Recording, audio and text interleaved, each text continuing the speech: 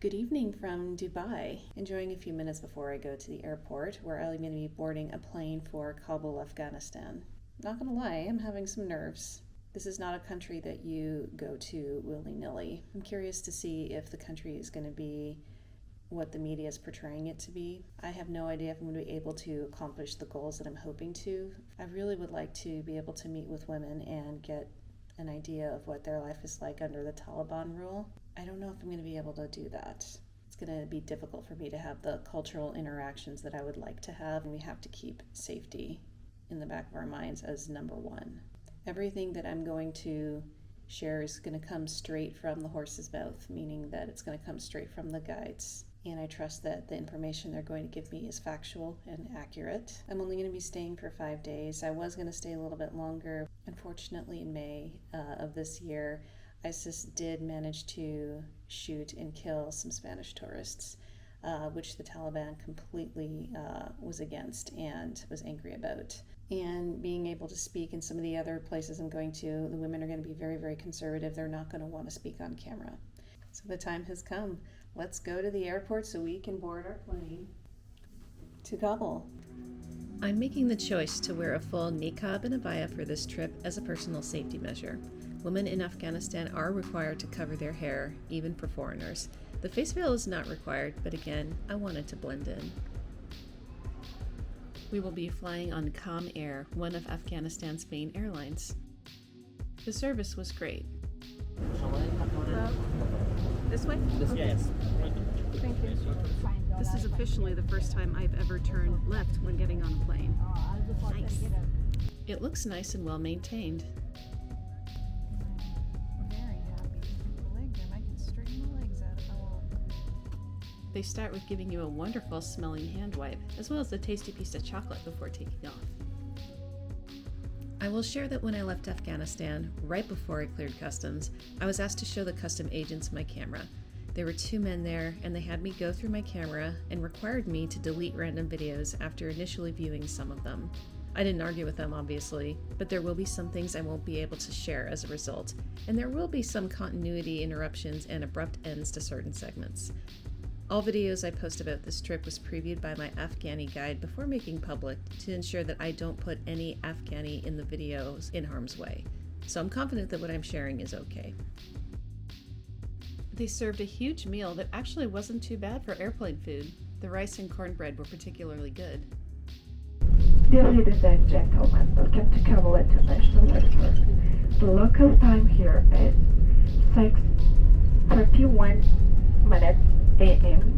The immigration process in was very simple and quick, much less stressful than I thought it was going to be.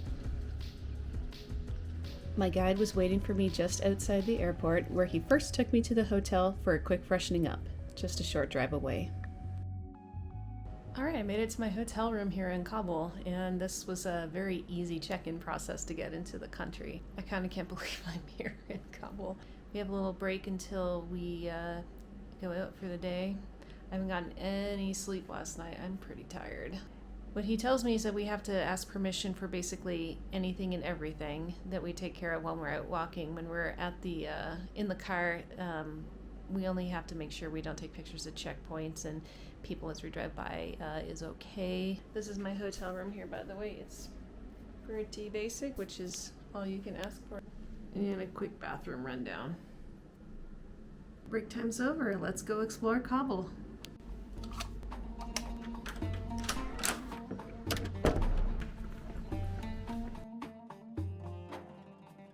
Our first stop of the day is the Gardens of Barber.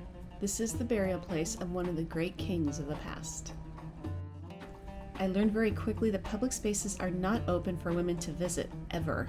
Because I am a foreigner, however, I was allowed in. It's what I've come to call foreign privilege. I asked my guide about this. Women are not allowed to come inside because Afghan women are not allowed. And I told him she is a tourist. That's why. So Afghan women are not allowed to come in here? No, they cannot. Really? They cannot go to public places, you know. So when Taliban took power, they did not allow women to go to public places like parks, or even they were not, in the beginning, even they were not allowed to travel from one province to another province without mahram. You Oh, I mahram? know mahram, Yeah. yes. So how come they can't travel without their mahram? Actually, nowadays they are allowed to travel without mahram. In the beginning, they were not allowed to travel without mahram. Okay. What is the philosophy of that? You know, the philosophies in Islam religion. So men are not allowed to touch women. So they think that if the woman got sick on the way or something happened to the woman, who can help her? So she has to have a mahram. Okay, but I thought it was for medical purposes. It's okay. Yeah, yes. Okay. These beautiful gardens were most recently damaged in the Civil War of the 90s. A great deal of restoration was focused on this mosque that was originally built in the 1600s, as well as the grave sites of the kings and their wives. Here is the tomb of Barber, with a great deal of the restoration process completed.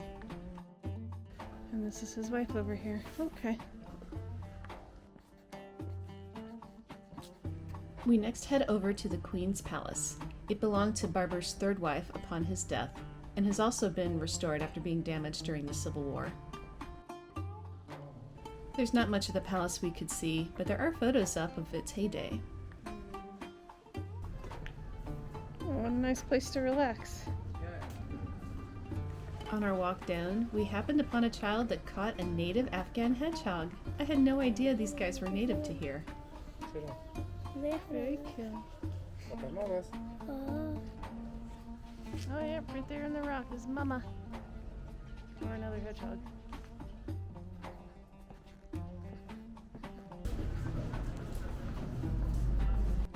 One common thing I'm noticing is that the streets are very clean and free of rubbish. That's not what I would have expected, and I'm happy to see that's how it is. Our next visit was to the Saki Shrine. Absolutely gorgeous, colorful, intricate, all the things I love about Islamic art. This shrine was built around a very special rock that is behind this mosque. The Prophet Muhammad's cloak stayed at this very spot for a time on its journey to its final resting place. The men transporting this cloak noticed that another man wearing green was praying next to it one day. That night, they dreamed about that man in green returning again and noticed he placed a very unique sword on that rock while praying. They recognized that sword as belonging to an incredibly important man in Islamic history by the name of Ali, and recognized that they must build a shrine in his honor right there. And here is this special rock. My guide tells me that there's a very narrow passage that you can try to pass through. If you're able to get through, then you're a good person. If you get stuck or cannot pass, well, you're guilty of something bad. If I can fit through here, then I am not guilty. Yeah, you do it.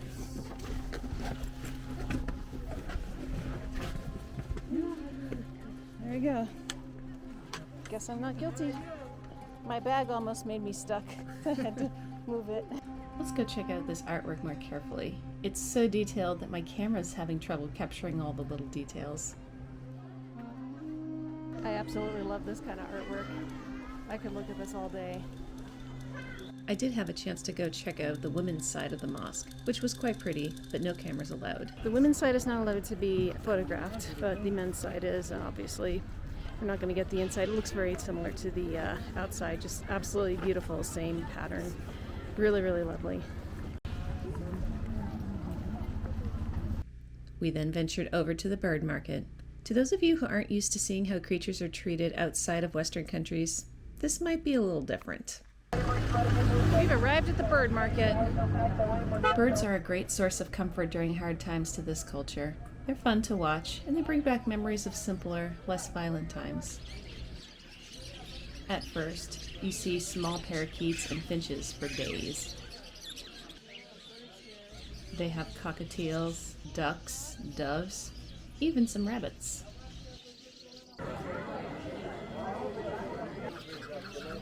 Birds of all kinds are everywhere you look.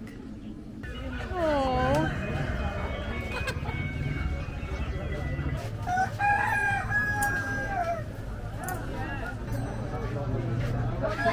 This level of visual, auditory, and olfactory stimulation was starting to get a little much, so I was very ready to go after that walk through this market. So we went somewhere much quieter. Welcome to the mausoleum of Nadir Shah, a king who was assassinated in the early 1930s. He's buried here in this white and black room overlooking Kabul. It feels so good in here considering how hot it is outside. Heck of a view here. We also get to visit the tombs of his family members below, and it's very bright and airy down here.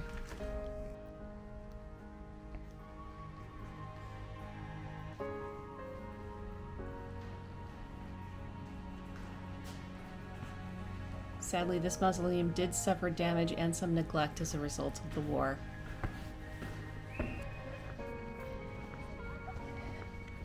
Our next quick stop was to hopefully see a bunch of kite flyers, a favorite pastime in Afghanistan. Because it was a Friday, sadly, nobody was out today.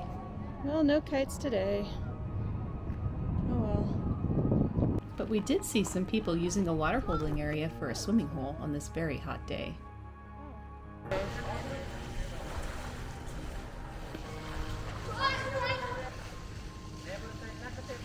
And they had an unusual way of getting out of the pool. Wow, that takes some strength.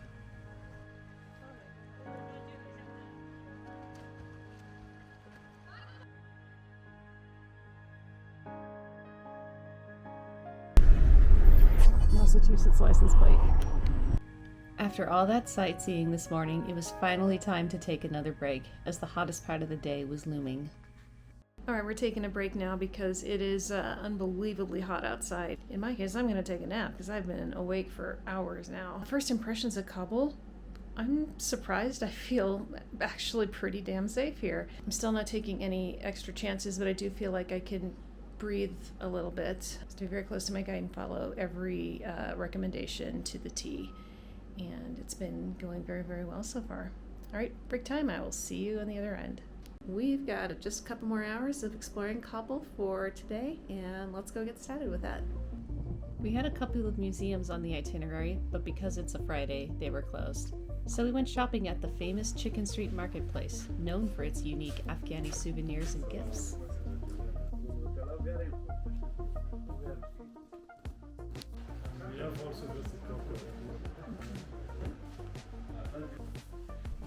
They have the traditional Afghan design carpets, along with the special theme ones that are promoting anti-USA themes and certain important dates in Afghani history.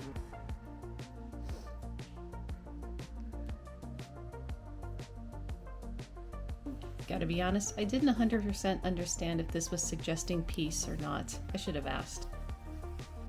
For those that don't know, this is the flag of the Taliban. What a mishmash of patches.